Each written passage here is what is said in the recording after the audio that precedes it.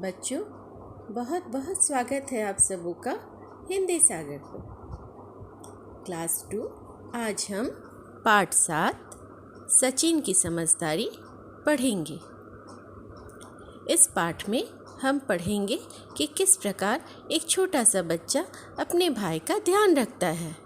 आप भी छोटे छोटे बच्चे हैं और आपके घर पे भी आपसे छोटे भाई बहन हैं, तो आप भी उनका ध्यान रखना सीखेंगे। तो इस कहानी में सचिन नाम का एक छोटा सा बालक था। वो सो रहा था। सुबह हुई तो माँ ने कहा, सचिन उठो, मुझे बाज़ार जाना है, गोलू का ध्यान रखना। कहते हुए माँ घर के बाहर चली गई। छुट्टी का दिन था। सचिन आंखें मलते हुए उठा। जब हमारी नींद खुलती है तो हम भी अपनी आंखें मलते हुए उठते हैं, तो सचिन भी आंखें मलते हुए उठा।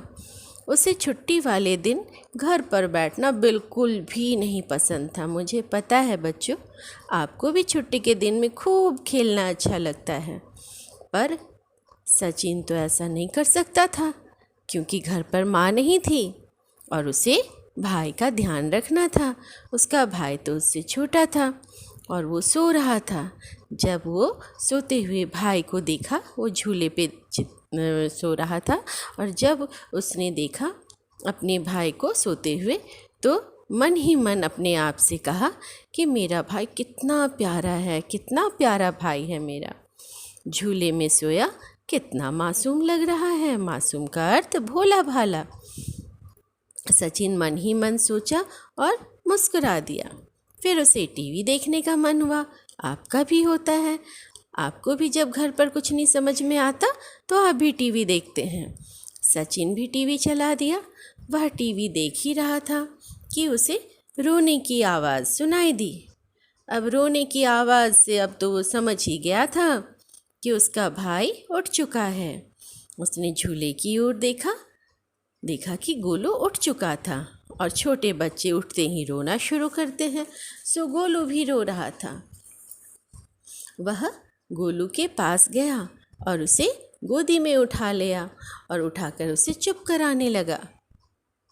वो माँ को ऐसा करता देखता था ना कि माँ गोलू को गोद में लेके चुप कराती थी, सो वो माँ को देख कर के सीखा था कि किस प्रकार गोदी में लेकर के चुप कराना है।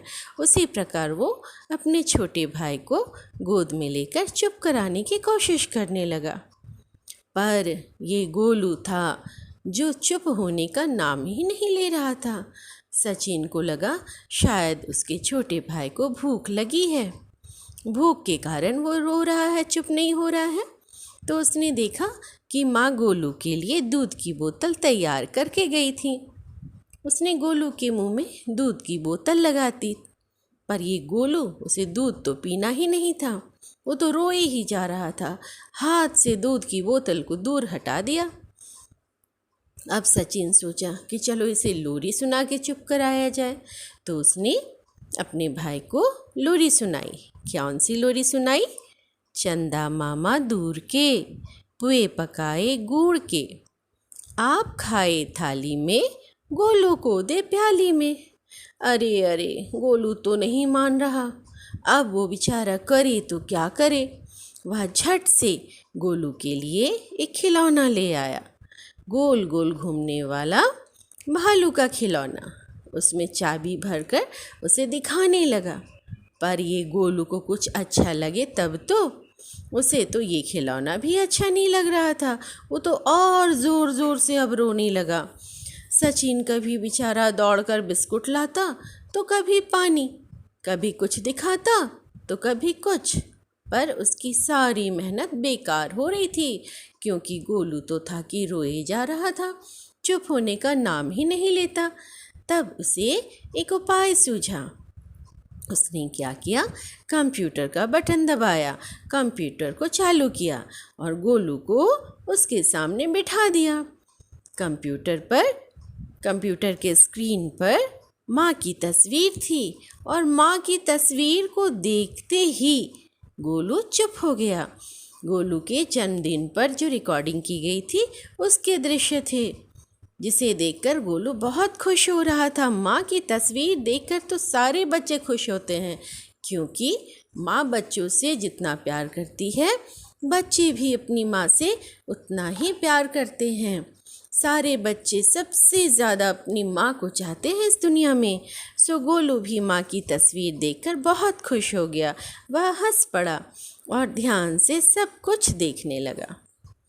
सचिन को अब थोड़ी सी राहत महसूस हुई।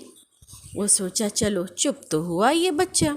तभी दरवाजे की घंटी बजी। दरवाजे की घंटी बजते ही सचिन ने देखा कि माँ सामने खड़ी थी। माँ ने तुरंत पूछा, गोलू क्या अभी तक सो रहा है?